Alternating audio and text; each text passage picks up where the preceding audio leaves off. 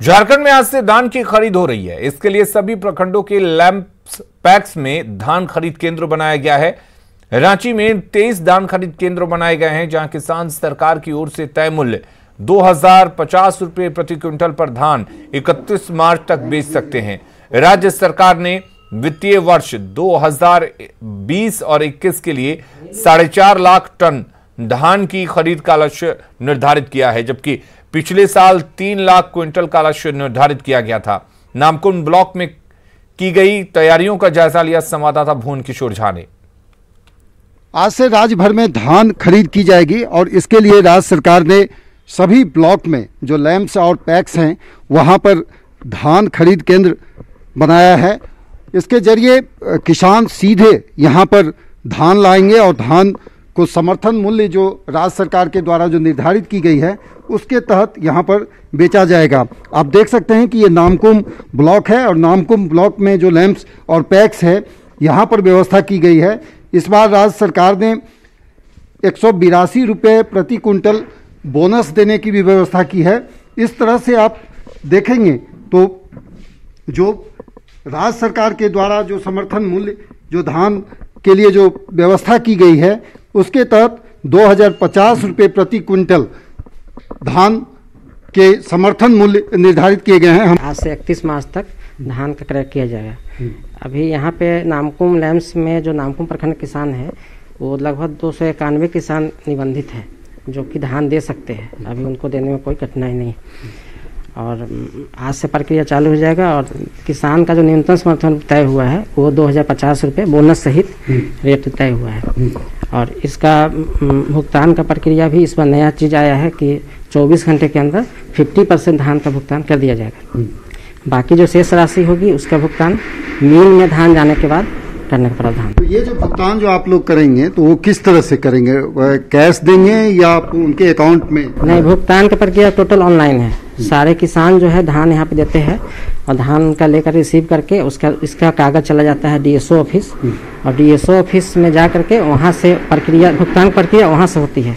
और सारे किसान जो निबंधित है उनका अकाउंट नंबर भी वहाँ पे रजिस्टर्ड है। किस अकाउंट में पैसा जाना है सारे का अपना ऑटोमेटिक दिखता है और उन्हीं के खाता में पैसा ट्रांसफर होता है। कैमरा पर्सन संजय सिंह के साथ भुवन किशोर झा, न्यूज 18 रांची। धनबाद के सिंदरी में नियोजन की मांग कर रहे प्रदर्शनकारी कल अचानक उग्र हो गए और पुलिस पर पथराव शुरू कर दिया। इस दौरान प्रदर्शनकारियों से निपटने में पुलिस के पसीने छूट गए।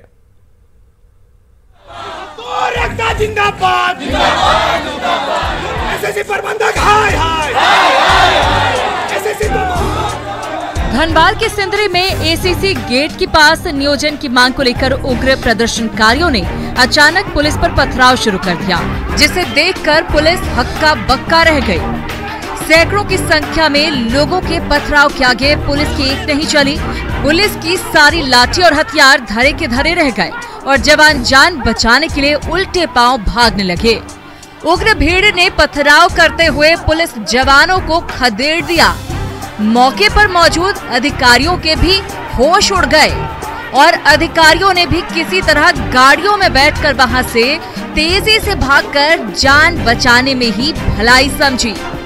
उग्र भीड़ ने पुलिस को खदेड़ने के बाद कंपनी के गेट पर खड़े होकर कैंपस में भी जमकर पथराव किया।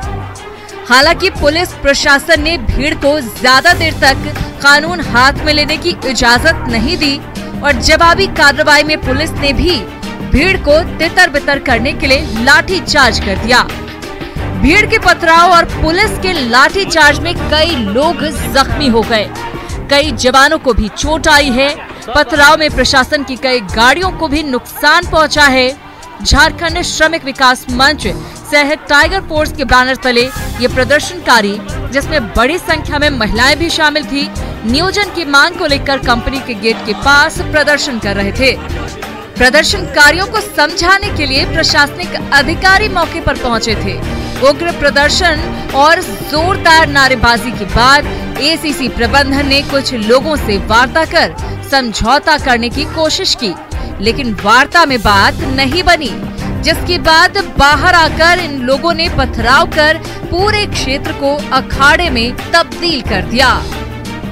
न्यूज 18 के लिए धनबाद से संजय गुप्ता की रिपोर्ट। देवघर पुलिस ने साइबर गैंग के बड़े गैंग का पर्दाफाश किया है। एसपी ने गुप्त सूचना के आधार पर छापेमारी की, जिसमें 17 साइबर अपराधी गिरफ्तार हुए। इनके पास से ग्राहकों के एटीएम कार्ड जब्त हुए हैं। पुलिस ने 12 मोबाइल फोन और 30 सिम भी जब्त किए हैं। फिलहाल गिरफ्तार अपराधियों से पूछताछ कर रही है। ग्राहकों को लुभाते हुए भोली भाली जनता को उनके बैंक और अकाउंट से पैसा निकालने की कोशिश करते हुए इन लोगों को गिरफ्तार किया गया है। कोई वांछित अभी तक इसके क्रिमिनल हिस्ट्री के बारे में पता किया जा रहा है। सगे संबंधी या कोई संचालक, अभी इसकी कोई जानकारी नहीं आई है, ना ही CSP संचालक होने की बात सामने आई है।